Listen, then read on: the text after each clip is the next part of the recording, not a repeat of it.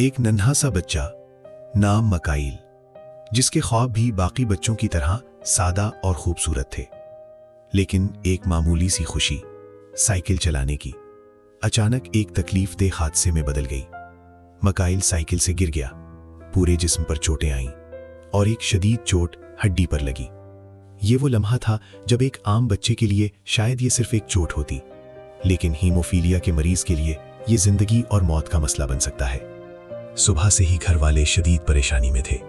माँ की आंखों में खौफ और पूरा खानदान अस्पताल में बेबसी के आलम में खड़ा था।